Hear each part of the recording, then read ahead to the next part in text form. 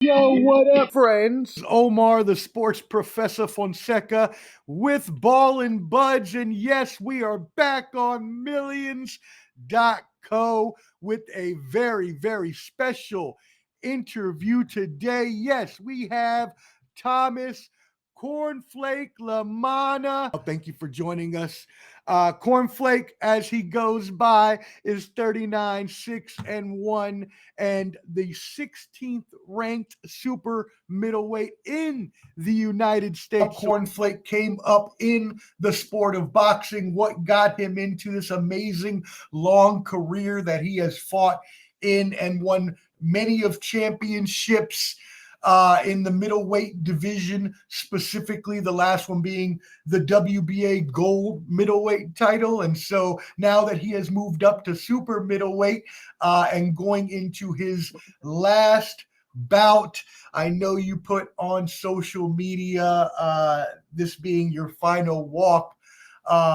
When the final bell rings, I won't just be remembered for wins and losses. I'll be remembered for the fight, for the grind, for never folding when the odds were stacked.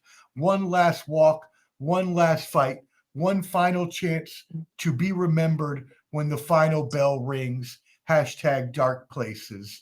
What does this last fight mean to you as a culmination of your career?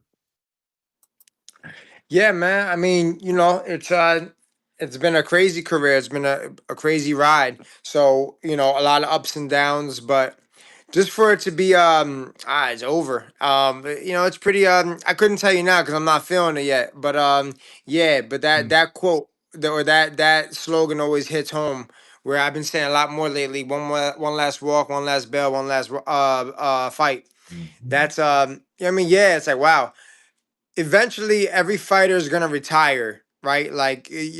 Um, but it's just like with me, it's like wow, just knowing what you going into is like as it's your last. It's like it's a little emotional. It's a little mind boggling in its own Mm. sense, right? But it is what it is, man. It's just, you know what I mean. Yeah, I'm just treating it as another fight though, and we'll go through all that. You know what I mean? Uh, crying shit and all that, dramatic shit later. You know what I mean? We gotta fight first and we gotta win and we gotta do it impressive and we gotta, do all that. So yeah. Yeah. yeah, it's definitely I know going to be emotional going in.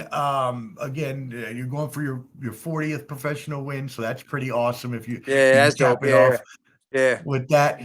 Looking back on your career, I actually watched a YouTube video, and this was a promotion for a fight back in 2012, and you were talking about Shit. having been in a camp with Floyd Mayweather Jr. Uh, Yeah. do you remember that, and how did that impact your career at such a young age in the game? Yeah, man. Look, so like I wasn't like in his camp. I was just in the gym with him, right? Like we were just in the Okay. gym, but Hey. being able, yeah, which by the way, that's like that was crazy. And ironically, it's funny, right? I'm looking for it now on my phone because I want to show it to you. It was like the highlight of my career. It's amazing. Um, I was actually I was there when he was arguing with it was like when they did the HBO 24/7 segment where he was arguing with his father, and they had that big okay, and I don't know if you could tell, but like this is a screenshot from it, and that's me in the middle. Okay. Yeah. Uh huh. I see That's it. me in the middle right there. And Oh, that's dope. it's funny as hell. But that's probably the highlight of my fucking career, man. But That's being awesome. but being around that train, watching him train, like to be fair, I Hmm. I'm not nobody that like there's like when he trains, there's a lot of people around the gym just watching him. People think it's dick riding, people think it's like all that. No, it's you could sit there and watch greatness in front of you and you learn something. Mm. Yeah, you know what I'm saying? So it's like that was me. That was my man Frank who brought me. He took me to the gym all the time. That's my guy, my best friend. Um, I always say, man, I learn more out there. more than okay. So the very little that I did learn out there, and by the way, that was long. You just said 2012. I probably still carry, and that still holds weight over things I learned up until this Mm, day. Yeah, I mean, wow. like just watching that and being around and all that. Yeah, right. So it was a dope experience, man, for sure. What would you say is the most important thing you learned from that time, from watching him in the gym? Anything that's, I mean, you said things still stand out to you. So, Um, that motherfucker really works hard. He really works hard.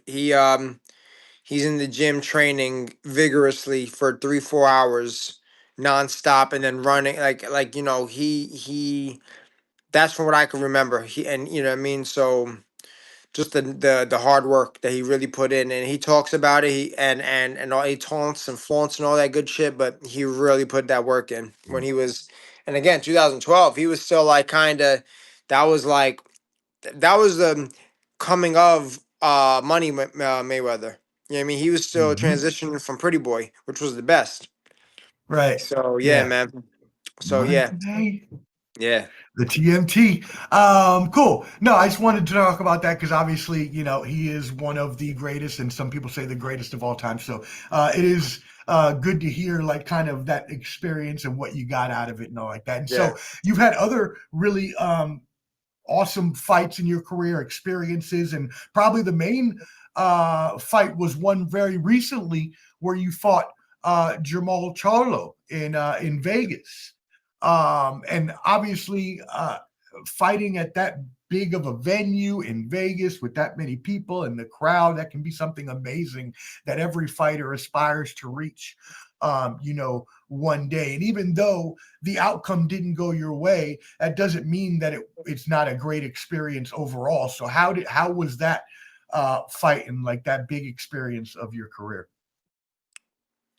The experience was amazing, bro. I got to I told everybody in the build up, man, I got to really just enjoy the moment and live in the moment for real. Being we were a double headliner with Caleb Plant, and Resendiz, with and Jamal Charlo, who's a big name. You know, what I mean, he's a big name. He's a former undisputed. Mm-hmm. I'm sorry, not he's a unified world champion. Yep. Um, the best junior middleweight and middleweight of his time. You know what I mean? When he was active, you can't put that past him. You know what I'm saying? Mm-hmm. That was a dope experience, man. To be a part of that, to be in the ring with him, man. To challenge myself. I Mm-hmm. so in more recent times, and I talk with a lot of people, and people ask me, and respectfully, they're like, "Yo, do you feel like you overachieved?" I'm like, I mean, if I beat Jamal, maybe I would have overachieved. I don't know, but like, I think overachieving by getting to those platforms, getting to that stage and putting myself in, and me and my team putting myself in position to be, fight him or whatever. I think that was dope. I think that's dope. So yeah, man. But the experience was great. The whole fight week thing was dope. The build up was dope. You know what I mean? Got to go back and forth. You know what I mean?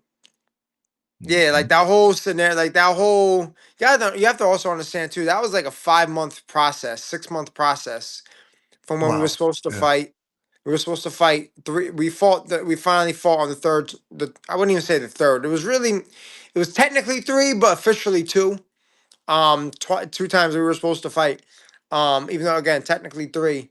So it was like a 6 month process, and so it was just real draining. And so, but in that 6 months, Mm-hmm. man, a lot of shit occurred. You know what I'm saying? And yeah, I just missed it all. You know what I mean? I just missed it all, and that's something I'm gonna bring with me. You know what I mean? Moving forward in life, for my fighters or fighters I deal with on a rising star note. Um, as for Mm-hmm. the fight, yeah, I mean, look, I have a lot. I have 40 plus fights and good experience, and I've been in camps with top level fighters, so I've been around. Like I've been around, but a bit, the shell shock went away probably after like a round, You know, after like, oh fuck, Mm. I'm in the ring with Jamal Charlo, and he Right. was like big. Hold up, but like big pause, but like he was big. Like he didn't look Right. that big in the weigh in. You know what I mean? When we did the stare down, I'm like, oh, you little. Like I forgot what I was saying. But like then we got into the fight and he just grew out of nowhere. So yeah, man. He has a I was like, elite level elite level jab, elite level lead hand, I'll say. Not only the jab. I mean his jab's like a piston, but elite level hand, lead hand, forgive me, pause. mm. And yeah, he used it well. He used it well. And there was a huge level gap, and just it is what it is. And wish him the best. And yeah, man, we move on. It is what it is. Fuck him. Hey, just to even be there is amazing in itself because there is no, oh, you were just put there like they just picked you out of the blue. No, you had to actually win fights and work your way into the spot where you could co-main event. If you weren't on the co-main event, maybe you could say, okay, they just threw this person in there. But being Yeah. in the co-main event, you have to be a legitimate fighter that has wins under their record and a legitimate name under their record because they ain't gonna put nobody in the co-main or main that don't have no name value.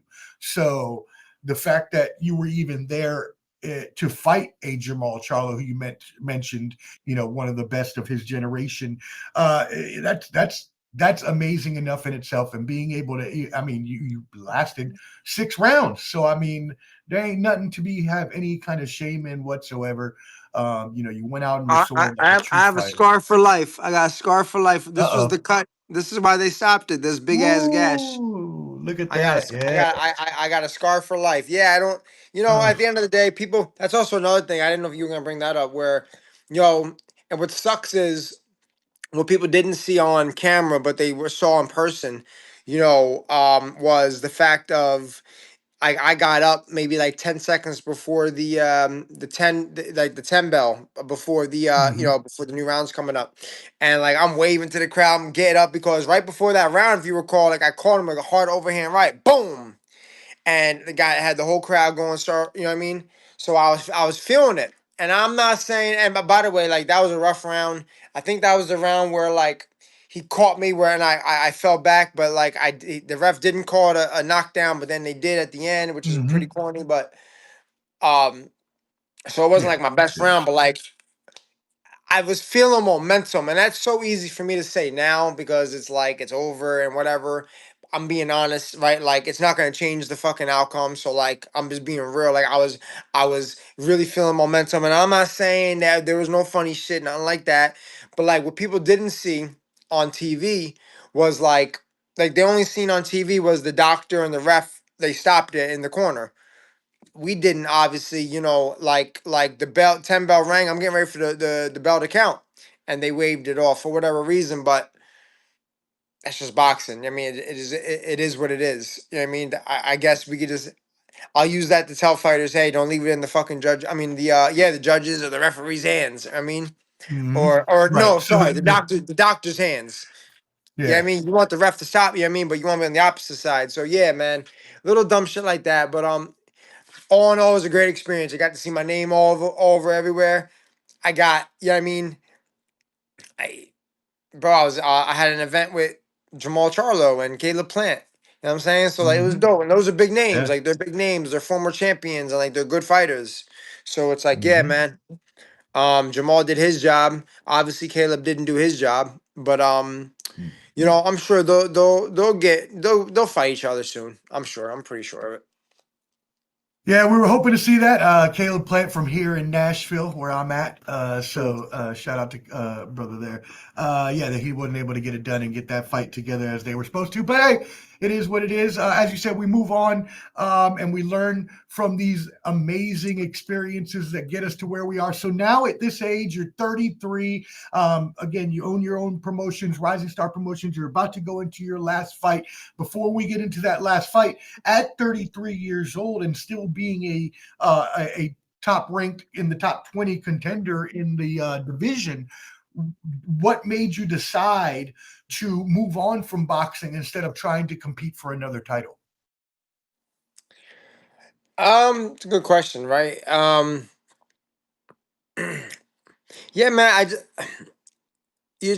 You just know that you just know when your time's up. Hmm. You know what I'm saying? You just Okay. know when your time's up, and I love boxing. I love boxing, but it's like when you start to like, I love it, right? Like I'm training my ass off.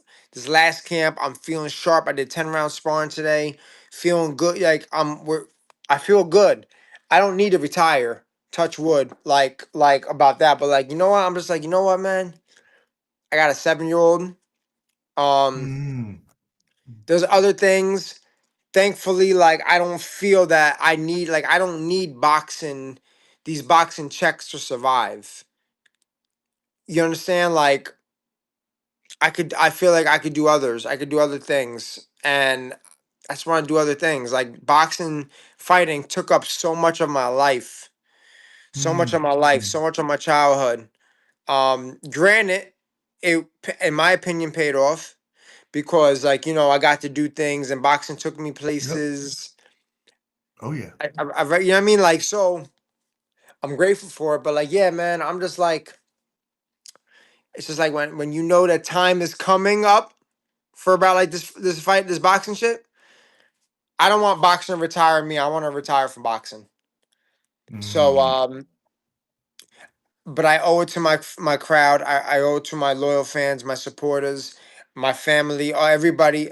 I'm in Atlantic City area, which is Atlantic City used to be a hotbed for boxing in the '80s, early '90s, right? So there's a great stable here.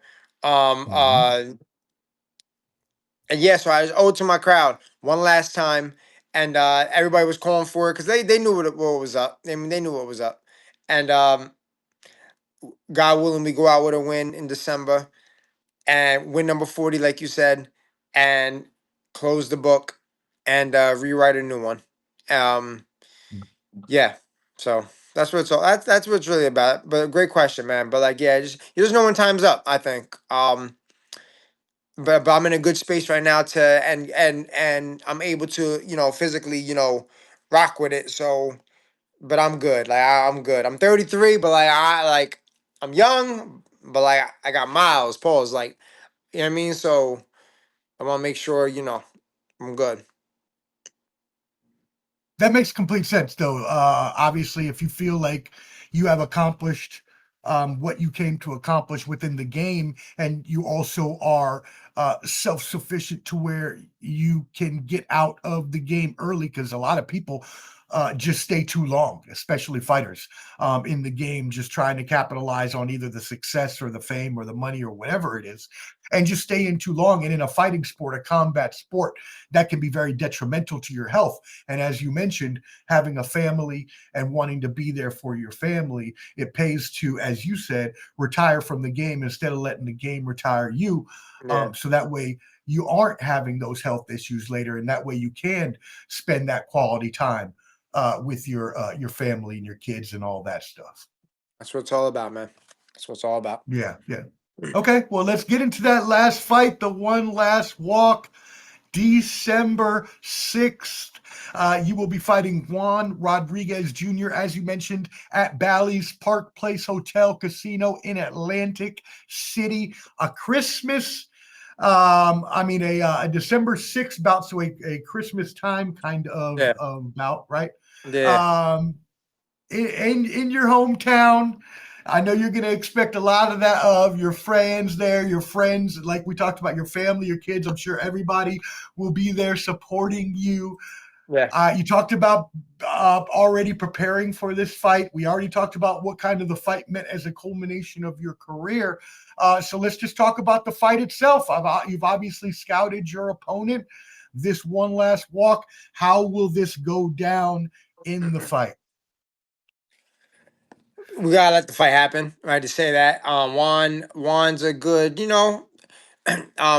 we boxed before. You know what I mean? I had him in Okay. camp when I fought Aristotle Lara. So we've had, a couple years ago, we had some rounds.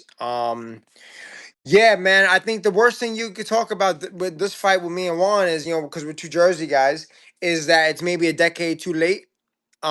Because Oh, mm, well, because again, on my come up and his come up, we were like the ones, from New Jersey at this level. Like, of course, you had the Shakurs, but Shakur, he was so young. Like, Shakur is young. Like, so Sh- Shakur only been put on like the last 5 years. You know what I mean? He was, like out there for, like world champion status, maybe six. I don't whatever. But like, yeah, like Shakur and like Glenn Tapia, they were like kind of like Kendall Holt. Like they were like already mhm. like they're already up. Like they're already up there. You know what I mean? Like, Right. but like in the local scene it was me and Juan.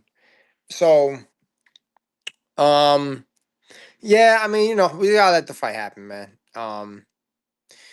Experience is gonna play a huge factor. Size will play a huge factor. Um, I'm a full time middleweight, super middleweight. He's coming up. You know what I'm saying? So Mm, big mhm. pause, fuck. And Mm. damn, Mm. fuck. Don't worry. I'll cut it out in editing before I put it on YouTube. Don't That's all good. Bro. worry. That's It's all great. good. As long as I get the pause, I'm good. Well, I'm good. Big pause. Yeah. All right. So Hey, yeah, yes. make sure you keep this, bro. That's great. Yeah, I man. am now. Yeah, man. Um, No, for real though. Let me get us back. Sorry, my bad. I laugh too much sometimes. Let me play it. No, but this being obviously a retirement bout. Also, how do you feel that your career? How do you feel that this bout will help you to transition, regardless of the outcome, whether you win or lose? You still have Rising Star Promotions. How does that help you to transition into a more of a promoter's role, and where do you have that going forward in 2026? if I lose, I'm fighting again until I fucking win. I'll tell you that much. I'm Okay. not. I'm not. I'm not losing. I right. Like I'm not gonna go out. God win. I'm not going out with no fucking loss. I tell you that. Because if for Okay, all that, got it. I'll just be done now. All right. Because I get a pass. I lost to Jamal Charlo. All right. And I'm not taking nothing away from Juan, but it's like we not doing that. Right. No. No. No. No. No. No. Okay, I So like that. yeah. So if that happens, boom. Then all right. So I got to get that. Cool. Um. As for Rising Star, yeah. No, look, man. Rising Star is 10 years old. The December 5th, the day before. It's the 10 year Mm, anniversary weekend, right? So it's like congratulations. I Nice. appreciate that, man. Thank you. So we got a decade in with promoting. So like that's like a oiled machine, man. Like right, like it just like it's not perfect. Like nothing's perfect, but like it's we do it's established. So like I think once we're retired and man, I could just fall back and focus only on the promoting and not have to worry about Hmm. gym times and being, you know what I mean? Yeah, you Hmm. know what I mean, being away, yeah, like maybe we could take it to another level. Um we already did events. We co-promoted with Top Rank on a ESPN Plus card last June. Last Right. April we did a show on the Zone. You know what I'm saying? So like we have fighters who have been world rated. So it's like, like we're I tell everybody, I'm just playing my role. Right before we started, man, I'm just dancing to the beat of your drum, man. I'm staying in my lane. I'm gonna stay in my lane, bro. And just do what's best for me and my guys or my girls. You know what I'm saying? Like, I have Alessandra Mm. Contreras, who's a female fighter. Like, so I gotta put that in there. Can't discriminate. Um, Yeah, man. Just whatever's good for them, but also gotta be good for us as well. You know what I mean? And moving forward, you know what I mean. I'm only gonna be dealing with certain people. Like, there's good fighters, there's great fighters around the country, the world, but like, if you're a piece of shit person, I just can't fuck with you. And Mm. if you don't do good business, I can't fuck with you. You know what I mean? Right. So, um, I'm be real selective with who we deal with in Rising Star and everything else. But boxing just needs change, man. There's a lot of things that need change. Shout out to Gustavo Oliveira, who's the new WBO president. I wish I could be at their conference now, um, in Bogota. But his hashtag is new era. Like my hashtag is dark places. His Yeah. hashtag is new era. You know what I mean? New era. So it's like this is a new era of boxing. It's a young era. So yeah, man. We that's why all these Jake Paul things and the whole YouTube shits and the celebrity boxing and BKFC, like, yo, I love it. Mm, It's what we need. mm, It got coming Netflix on. in. It got Netflix in. Wh- It got Netflix Yeah, in, so that it and did. everybody starts somewhere. Everything starts somewhere. So yeah, man. Um, there's that. There's that. Yeah, yeah. And speaking about the business side of things, obviously, a lot of people know, boxing has a notoriety nowadays for moving away from, well, at least certain fighters moving away from fights because they want to keep their fame, keep their zero, keep their checks coming in at a good rate, and sometimes don't take those fights Yeah. that they used to take back in the '80s when we had Hagler and Hearns and Duran and all that good Yep. Yep. stuff. You know, um, is that what you mean by new era of boxing? And I know that was the other guy's hashtag, but is that what you mean by bringing the new type of competition Yeah. to boxing? Can you just hold 2 seconds? My dog, you give me 2 seconds. 2 seconds, Nah, brother. go ahead, bro. Take your time, man. No worries. And he also did fight in Colombia, y'all. So when he's talking about that promotion in the Judgment Gustavo with the WBO, uh, Cornflake actually fought in Colombia and defended a title down there as well. So he's been down there, and I myself would love to be down there with all the, we'll just the beautiful mamacitas. But that's neither here nor there. Now that he's back, I can't. I My gotta bad. Yeah. keep it So, professional. so to answer your question, the business side, yeah. Look, at the end of the day, that's what it's all about, though, right? You gotta know your worth. Some people can get away with it. A Tank could get away with it. A Jake Paul could get away with it. Floyd Mayweather could get away with it. Like these big names, Tyson Fury, AJ. Um, you can get away with it. We got some local guys who could somewhat get away with it because they bring in so much money. Um, Mm, but it's you gotta find a happy medium though. You bring in this, and I'm talking on the lower level, my level, promoting. Just because you bring in all this money, but you want 80 fucking percent of it, I'm just using mm, hypotheticals. mm, It makes no fucking sense. But the fighters, they're right now, they're too ignorant or they're too hot headed or they're too babied to understand that unfortunately fighters need the promote. I wouldn't say unfortunately, but fighters need the promoters just as much as promoters need the mhm. fighters. Right. It's a Yep. partnership per se. It's a partnership. It's a partnership. It definitely is. Um, I know I'm kind of segueing off of what we're talking about. That just always drives me nuts because I'm always in No, that you're that good. mode. You're But good. but as far as okay, they bring in all the money so they don't want to fight nobody. It is what it is. You can't. Thing about boxing is there's no schedule. You can't. You know what I mean? Like it's not like NFL, NBA where you get it or MLB you get a schedule, and you know who you're fighting. I'm sorry, you know who you're playing. Right. Unless you're a mandatory, and that sometimes that don't even happen. Um, it just is what it is, bro. Um, Yeah. but if the business makes sense, 9 out of 10 boxers will fight. Like they'll fight. They'll fight. You know what I'm saying? Fighters aren't scared to fight, but they think the business got to make sense. So then It when it's does. people like us that be like, oh, 20 million don't make sense to for you to fight whatever. Well, not if you're getting 15 million to fight Joe Blow Right. or That's 12 million that's to fight true. Joe Blow. Or let's Yeah. talk real hypothetical. Let's talk real realistic.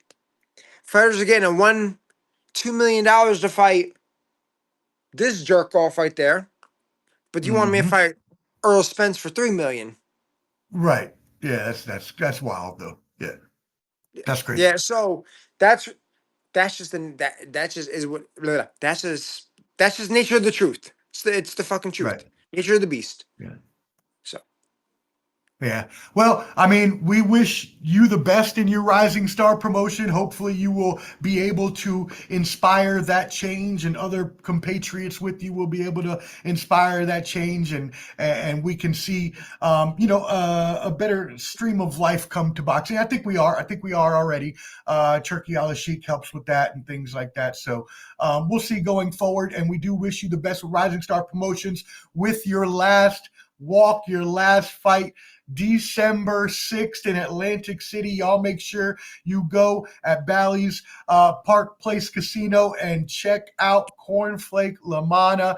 yeah. Do you have any final words for your fans, for your family, anybody to promote this last fight? Yeah, man. No, not really to promote the fight, man. Just at the end of the day, people want to be there, they'll be there. You know what I mean? Like at the it's a great night of boxing, and more so on a selfish note, it's to celebrate the career I've had as a fighter. I Mm-hmm. feel like I've given the sport of boxing in the tri-state area a lot. Um, there's not a lot of people, in my opinion, that don't know me, that don't know of me, and vice versa. You know what I mean? So hopefully they could join that. It's also Rising Stars 10-year anniversary. We've been doing shows all throughout the tri-state.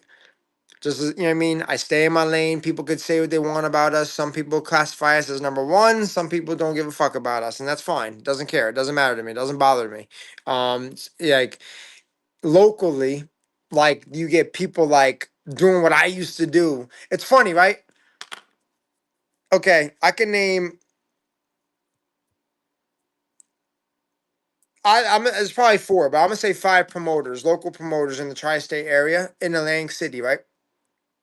I'm sorry, tri-state, but more so predominantly Atlantic City, New Jersey. We'll say New Jersey because it's big. It's okay. It's bigger than Atlantic City. Um, I'm the youngest one here, and I'm Mm. like the veteran. I'm the youngest, but I'm like the vet. And I see everybody like they're like, they're like beating each other and they're like fucking each other up, and I just laugh at it. I used to do the same shit because I just wanted to be that guy. I want to stamp my name. I'll Mm-hmm. stamp my fucking name, and I see that, but let me take it back.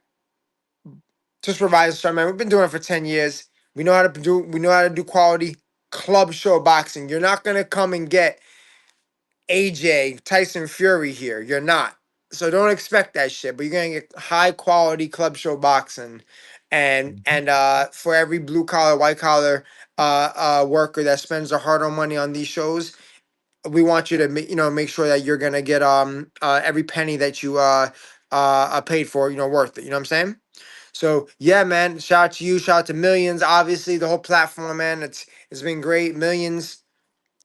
Millions been involved with Rising Stars since literally. I'm sorry, Rising Stars been involved with Millions since literally day one. Mm. Um, we Nice. were we were the promoter. I think that yeah, I'm pretty certain we were the promoter that we did their very first live broadcast stream with Oh wow. my All right. partners in Washington D.C. Dusty Harrison and Mike Walters.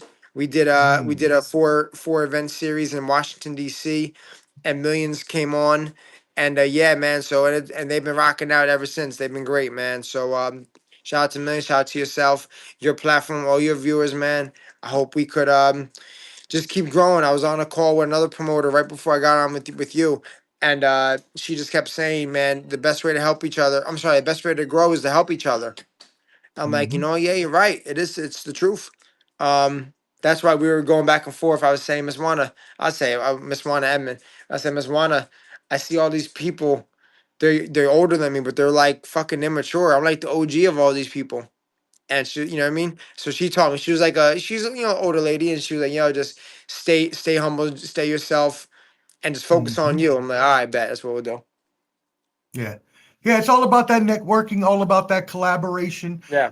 making sure you can leverage those partnerships that you have. So, speaking of that, where can people get in touch with you at Rising Star Promotions if they want to work with you?